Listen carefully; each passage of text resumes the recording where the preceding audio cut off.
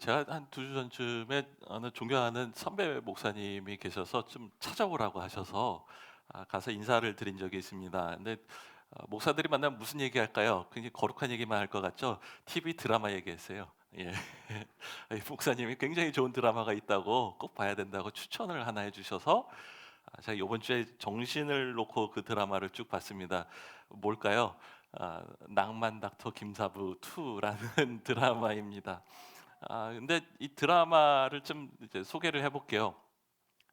변두리에 있는 병원 이야기예요. 그러니까 강원도에 있는 어느 외상 병원인데 병원이다 보니까는 아픈 사람이 가득하겠죠, 그렇죠?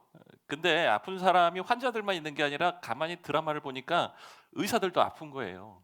무슨 얘기냐면 거기 이제 젊은 여자 흉부외과 전문의가 있는데 굉장히 성적이 좋아서 흉부외과 닥터가 됐어요. 근데 문제가 생긴 거예요.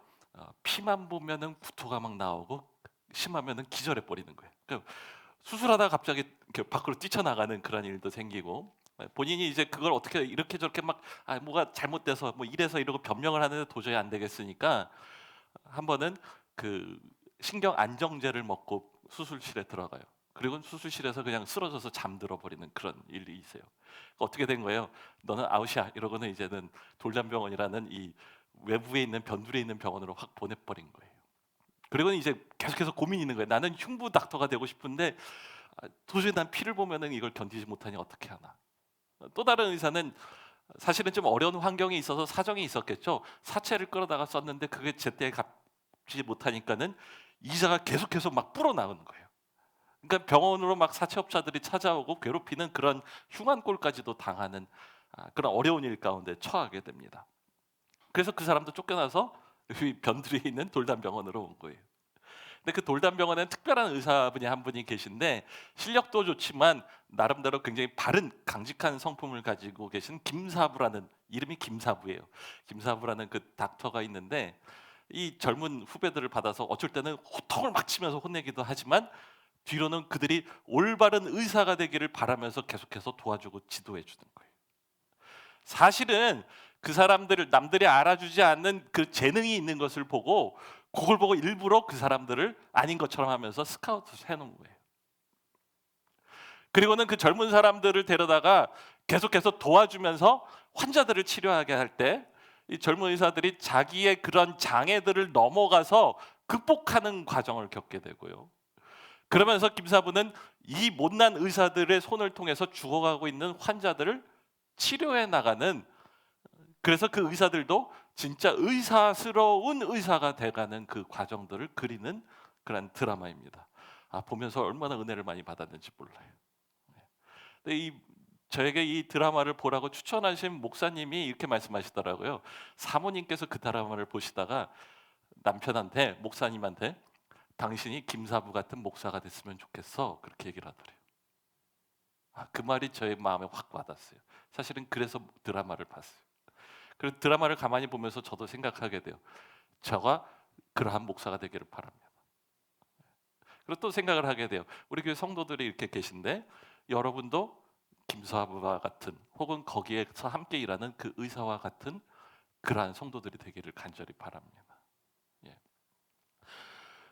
책 중에 이런 책 제목을 가진 책이 있어요. 교회는 병원이다.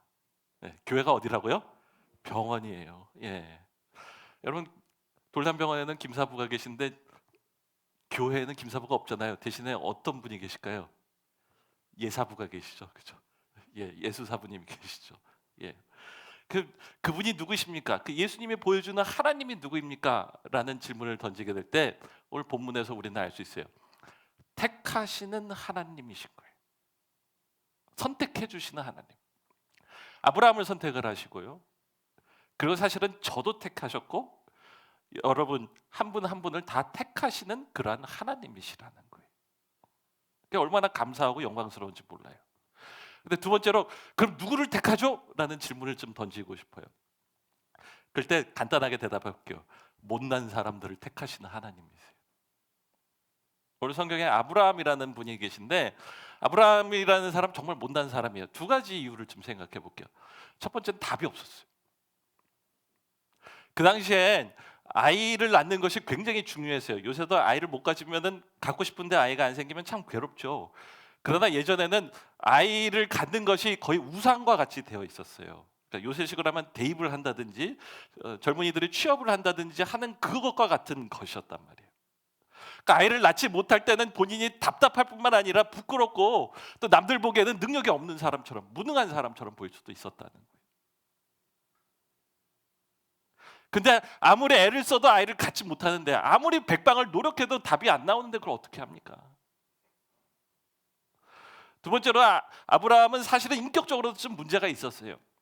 오늘 75세가 나오는데 10년 후 85세에 어떤 일이 일어나죠? 신앙생활을 10년이나 했는데 여전히 아이가 생기지 않았어요. 그럴 때 아브라함이 사레와 함께 하는 것은 하갈이라는 여종을 데려다가 아브라함의 방에 집어넣고 시바지로 아이를 가지려고 했다라는 거예요. 좀 생각해 봐요. 10년이나 신앙생활을 했는데 그러면 이건 옳지 않다. 신앙인으로서 해서는 안 된다라는 것을 알았을 텐데. 그렇죠? 그러나 결국에 결정적인 순간에는 신앙 양심이 아니라 세상적인 방법을 선택해 버리는 그러한 사람이었다는 거예요.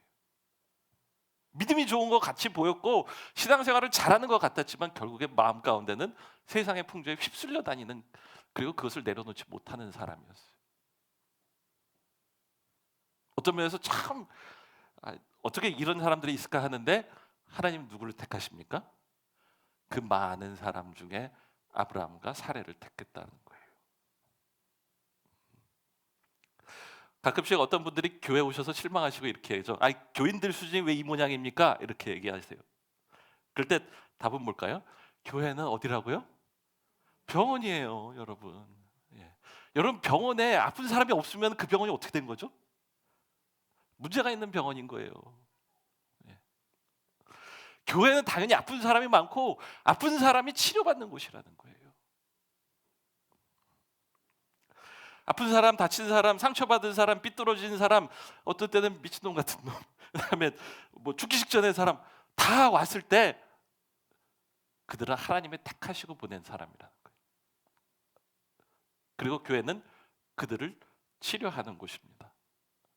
지난주 중에 제가 어떤 세미나에 갔다 왔어요. 목회자들이 함께 모여서 하는 세미나인데 여러 목사님들이 이제 본인 교회에 대해서 발표하시는데 한 목사님이 이렇게 나와서 말씀하시는 거예요. 우리 교회는 6가지 표어가 있습니다. 개척하실 때 우리 교회가 이렇게 되면 좋겠다. 그리고 6가지 주제어를 정하셨대요. 근데 그 중에 하나가 뭐냐 하면은 못난 이들의 교회라는 거예요. 네, 못난 사람의 교회. 근데 제가 그 얘기를 듣는데 어깨 굳은 게 확 풀리는 걸 느꼈어요. 네. 왜 그렇죠? 나 거기 교회 가서 안 그런 척 안 해도 될 것 같으니까. 그 교회는 나 같은 사람도 낄 수 있을 것 같아서. 예. 여러분, 진실을 말해볼게요. 교회에서 가장 문제를 많이 기른 사람이 누굴까요? 제일 잘난 사람이에요. 내가 늘 옳은 사람. 예. 참 힘들어요. 근데 교회에서 가장 은혜를 많이 받는 사람이 누굴까요? 다른 사람도 은혜 받게 하는 사람 누굴까요? 자기가 못난 줄 아는 사람. 내가 여기 있기에 참 부끄러운 사람. 교회는 못난 사람들이 함께 모이는 곳입니다. 예. 우리는 못난 이들의 교회가 되기를 바라요. 그리고 내가 못났다는 걸 마음껏 표현해도 상관이 없는 안전한 곳이 되기를 바라요. 예. 너무 교회 기준이 높지 않았으면 좋겠어요. 예. 어떤 분이 이렇게 하더라고요. 늘 교회는 최선이 아니라 good enough면 된다. 너무 엑셀런트하게 하려고 하지 마세요. 너무 좋고 완벽해야 된다라고 하면은 다 피곤해요. 너무 힘들어요. 그 기준에 맞추기가 너무 힘들어요. 어느 정도면 된다고요? 이 정도만 되면 돼. 그 정도만 가면 되겠어요. 제가 이번에 좀 실수했다 생각한 게 있어요. 토요 아침 기도에 열심히 도장까지 찍으시라고 그러고 열심히 나오라고 얘기를 했어요. 근데 어떤 교회 보니까 참 열심히 새벽 기도하는데 그 교회는 일부러 성도들끼리 100% 참석하면 안 돼. 한두 번은 일부러 빠져. 그러는데요. 왜 그렇죠? 율법이 아닌 거예요. 다 부족하고 못났지만 그러나 열심을 내고 하나님 앞에 나오면 하나님께서 그를 불쌍히 여기시고 은혜를 주시고 기도에 응답해 주시는 그러한 교회, 예, 온전한 은혜가 있는 교회가 되기를 바랍니다. 그리고 세 번째로 질문을 하게 돼요. 왜 못난 사람들을 택했을까? 그 목적이 무엇서? 그럴 때 우리 2절을 함께 읽어보도록 하겠습니다. 성경을 펼치시고 2절을 함께 읽습니다. 내가 너로 큰 민족이 되게 하고 너에게 복을 주어서 내가 크게 이름을 떨치게 하겠다. 너는 복의 근원이 될 것이다. 말씀하여 주십니다. 하나님 왜 택하셨다고요? 두 가지예요. 복 주시고 복의 근원이 되게 하시려고.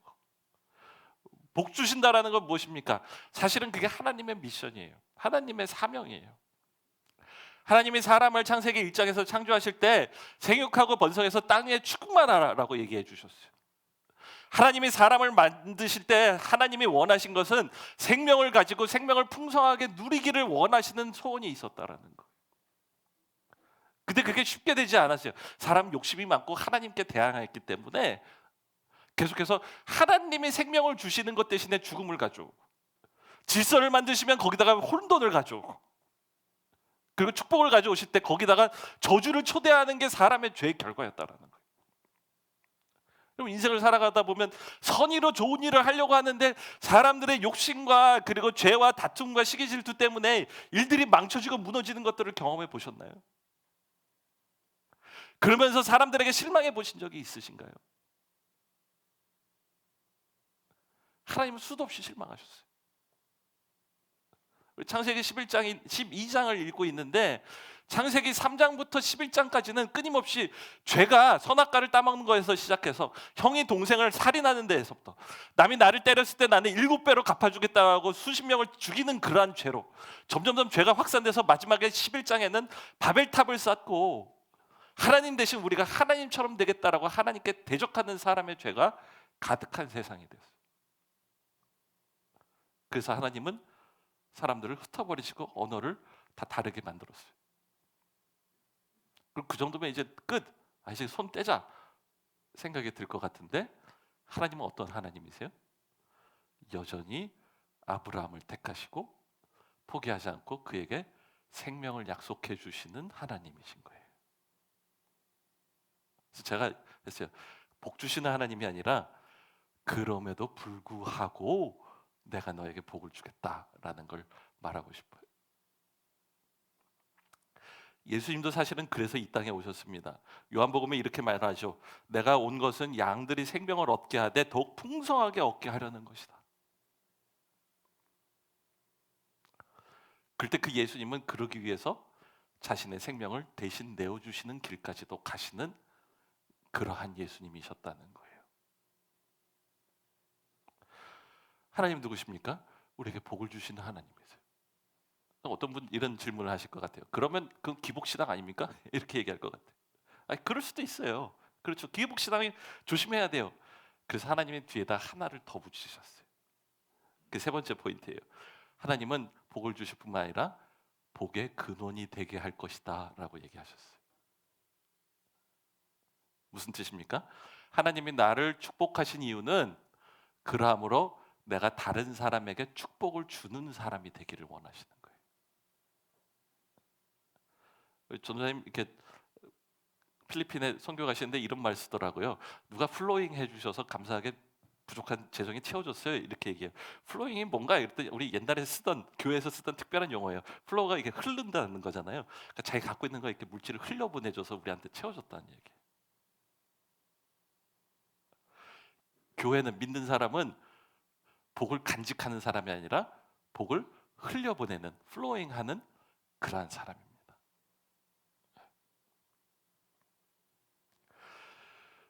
요셉의 이야기를 생각합니다. 보디발의 노예가 됐어요. 그야말로 인생을 망친 것 같아요. 근데 노예로 잡혀간 요셉을 보고 성경에서 이렇게 말해요. 그 주인은 주님께서 요셉과 함께 계시며 요셉이 하는 일마다 잘 되도록 주님께서 돌보신다는 것을 알았다. 여러분 축복이라는 게 뭘까요? 상황이 좋아지고 내가 좋은 상황에 처해 있는 것, 높은 곳에 오르는 것, 좋은 축복이에요. 그러나 더 중요한 축복은 뭡니까? 어떤 상황에 있을지라도 하나님이 그곳에 계셔서 함께 하시는 것이 축복이에요. 그게 강조되는 이유는 간단해요.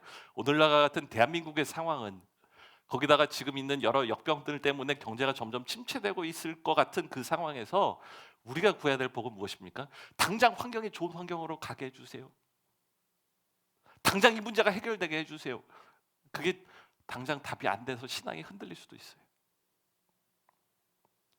그러나 그 안에서 지금 이런 상황에 있으나 하나님이 나와 함께 하셔서 내가 하는 일 하나하나가 하나님이 하시는 역사를 경험하게 해주세요라고 기도할 수 있지 않겠습니까?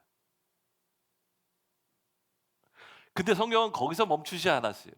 보디발이 가만히 보니까 요셉이라는 놈이 일을 맡겨놓으면 뭐든지 잘 되고 그가 하는 일마다 잘 풍성하게 되는 걸 보고는 성경에 뭐라고 돼 있냐면 자기의 집안일과 자기의 재산을 맡겨서 관리하게 하였다라는 얘기가 나와요.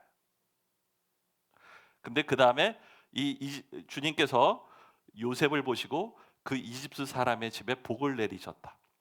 주님께서 내리시는 복이 주님의 집 안에 있는 것이든지 그 주인이 가진 모든 것에 미쳤다라고 얘기를 해요. 복의 근원이 된다는 게 뭐죠?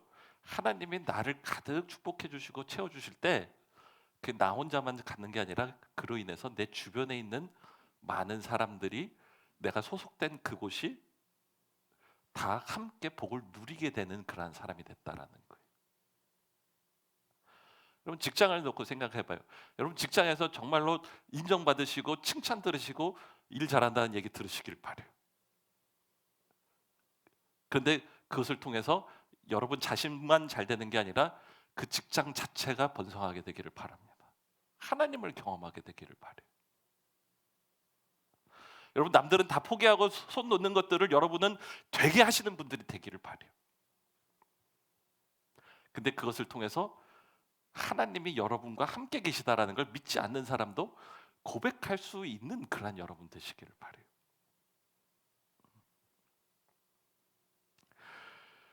요셉은 복을 받은 자이며 복의 근원이 되었어요. 우리도 복을 받으며 복의 근원이 되는 우리가 되기를 바랍니다. 찬양의 하나가 생각이 났어요. 잘 노래를 못 부르는 거 아시지만 제가 한번 불러볼게요. 약한 나로 강하게 가난한 날 부하게 눈먼 날 볼 수 있게 주 내게 행하셨네. 네, 연습할 때 잘 불렀는데 여기서는 좀 잘 안 돼. 예. 근데 생각을 해봐요. 가사를 생각해요. 약한 나를 강하게. 왜 나를 약한데 강하게 해주셨죠? 그래서 약한 사람을 돌볼 수 있게. 왜 가난한 자를 부하게 하시죠? 그래서 가난한 자에게 베풀 수 있도록. 왜 눈먼 자를 눈뜨게 하셨죠? 보이지 않는 사람들을 인도할 수 있도록, 섬길 수 있도록.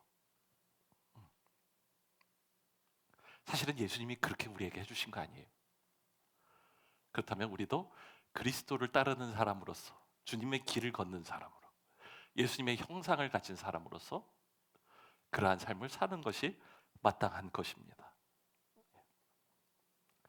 크리스퍼 라이트라는 구약학자가 계세요. 그가 하나님 이 본문을 가지고 하나님의 택정 교리를 설명해요. 일렉션이라는 건데 하나님이 택하셨다는 거예요. 아브라함을 택했다. 근데 그 택정 교리를 잘 이해하실 필요가 있어요. 잘못 이해하면 어떻게 되냐면은 아브라함을 택했으면 딴 사람을 택하지 않은 거잖아요. 그러니까 왜 누구는 택하고 왜 누구는 택하지 않죠? 이렇게 갈기가 쉽다는 거예요. 근데 아브라함의 이야기를 가만히 이해해 보세요. 아브라함을 택한 이유는 뭡니까? 아브라함이라는 한 사람을 택함으로 땅에 있는 모든 족속이 너를 통하여 복을 받을 것이다. 모든 사람들이 보편적으로 복을 받게 하기 위해서 특정한 사람을 선택했다라는 거예요. 그래서 그 특이성과 보편성이라고 얘기해요. 선택의 특이성은, 택정의 특이성은 모든 사람의 복을 받게 하는 보편성으로 나아가기 위함이라는 거예요. 여러분 사도행전에 보면 베드로가 이렇게 말해요. 주 예수를 믿으라. 그 다음에 뭐죠? 그러면 너와 내 집이 구원을 얻으리라 하셨죠. 혹시 이 중에 내가 우리 집에서 유일하게 예수 믿는 사람입니다 그러신 분 계시죠? 하나님이 왜 나를 특정하게 택하셨습니까? 그래서 나와 내 집 전체가 구원받기를 원하기 때문인 거예요. 아니 그럼 말도 하지 마세요. 우리 어머님은 절도 몇 개 세우셨고요. 예수의 옛자도 안 먹힐 그런 분이에요. 아니에요. 기도하고 기다리고 계속해서 인내하고 섬기면 하나님의 문을 열어주실 거라는 거예요. 사도 베드로가 이렇게 얘기를 합니다. 너희는 택하신 족속의 왕 같은 제사장이다. 제사장이 뭘까 생각하다가 그냥 쉽게 얘기를 해봤어요. 교회에서는 제사장 그러면 꼭 그런 건 아니지만 옳은 건 아니지만 그냥 목사 이렇게 생각하기엔 편할 것 같아요. 여러분 세상에서 여러분 직장에서는 누가 목사일까요? 믿는 여러분이 목사인 거예요. 여러분이 여러분 직장의 목사예요. 거기서 믿지 않는 사람을 돌보시고 남들보다 30분 먼저 출근해서 회사와 주변에 있는 사람들을 축복하는 기도를 해주시는 여러분. 그것을 위해서 하나님이 여러분을 직장으로 선교사로 보내신 거예요. 우리 주중에 제가 우리 박효신 강도사님이랑 좀 특별한 걸 하자 이러고 정했어요. 하루를 완전히 떼놔서 여러분 목요일은 이제 저희를 방해하지 마세요. 뭐 하냐면 같이 4시간 기도하고 그 다음에 각자 나가서 이 동네를 걷기 시작하기로 했어요. 기도를 하면서 이 동네를 축복하는 기도를 하는 거예요. 그 다음에 강도사님은 청소년 사역에 관심이 많잖아요. 그래서 애들 등교할 때 여기 고등학교에 갔어요. 교회 생활을 그렇게 오래 했는데 동네 애들이 뭐가 필요한지를 모르겠다는 거예요. 뭐가 잘못됐어. 어떻게 하죠? 기도하고 나가서 하나님이 예비하신 사람을 만나서 그와 함께 대화할 수 있도록 가서 아이들을 만나기 시작하는 거예요.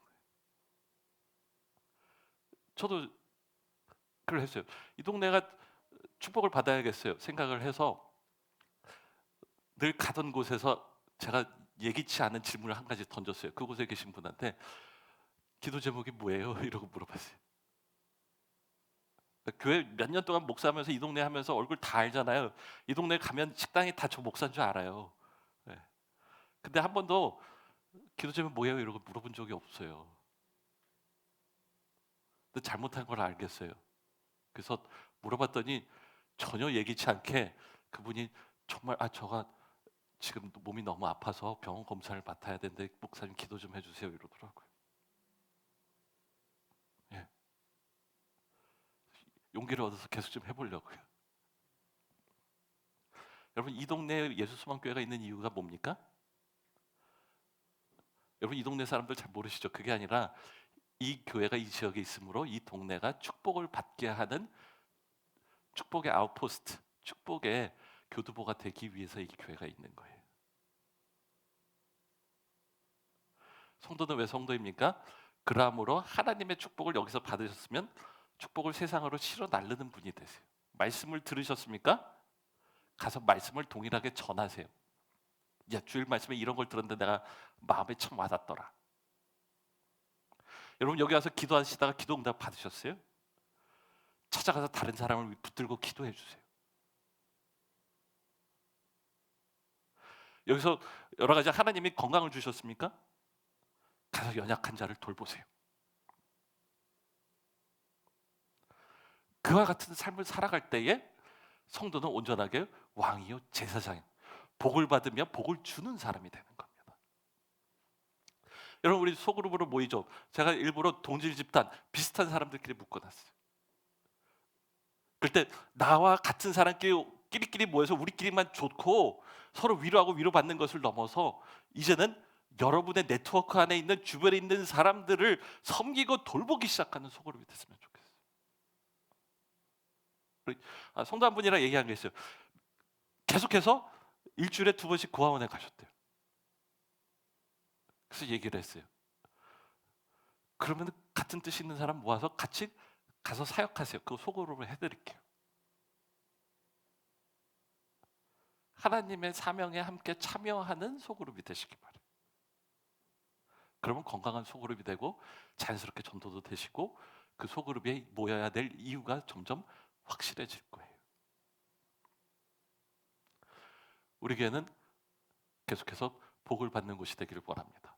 그러나 더불어 복을 전하는 교회가 됩시다. 우리로 인하여 이곳이 복받는 동네가 되기를 바랍니다. 마지막으로 우리 같이 함께 12장 1절 읽고 마치도록 하겠습니다. 우리 함께 12장 1절 읽을게요.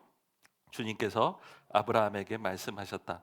너는 내가 살고 있는 땅과 내가 난 곳과 내가 아버지의 집을 떠나서 내게 보여주는 땅으로 가거라. 이 두 가지 동사가 나와요. 떠나서 가거라. 그랬더니 아브라함이 뭐 했죠? 4절에 그대로 했어요. 4절 같이 읽어볼게요.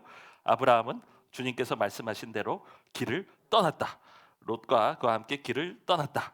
아브라함과 하란은 떠날 때에 나이는 75이었다. 예, 가라보다 뭐가 훨씬 강조가 됐죠? 떠났다를 몇 번이나 얘기했죠? 3번이나. 이제 가세요. 예.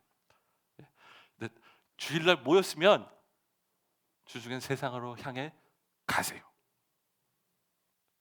교회를 뒤로 하고 가지 마시고 교회를 마음에 품고 가세요. 또 한 가지가 있어요. 제가 떠났다를 얘기하고 싶은 게 있어요. 하나님 아브라함에게 왜 떠났다고 했을까? 간단하게 얘기해 볼게요.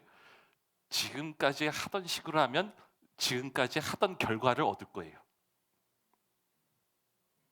여러분 삶에 혹시 만족이 없으세요? 이런 삶을 살고 싶지 않고 뭔가 변화를 원하세요? 뭔가 바뀌기를 원하세요?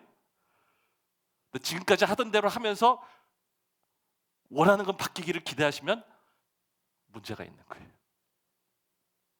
어떻게 해야 되죠? 지금까지 하던 것과 다른 일을 하셔야 돼요. 그래서 제가 목요일 시간을 하루 종일 떼서 밖에 돌아다니기 시작한 거예요. 지금까지 하던 우리의 교회와 다른 일을 하는 교회가 됩시다. 한국 교회는 지금까지 계속해서 어떻게 하면 우리 교회를 사람을 많이 끌어모을 수 있을까? 어떻게 하면 우리 교회는 다 예수 믿고 복 받읍시다. 그것만 얘기를 했던 교회였어요. 그렇다면 이제는 다른 칩시다. 예수 믿고 복 받으시기를 바래요. 부자 되세요. 근데 돈 가지고 밖에 나가서 선교사들과 가난한 자들을 도와주세요. 예수 믿고 건강을 회복하세요. 신유의 은사를 경험해 보세요. 가서 아픈 사람 위해서 기도하고 아픈 사람 돌보는 사람이 됩시다. 예수 믿고 깨어진 관계가 회복됐어요? 너무 좋아요.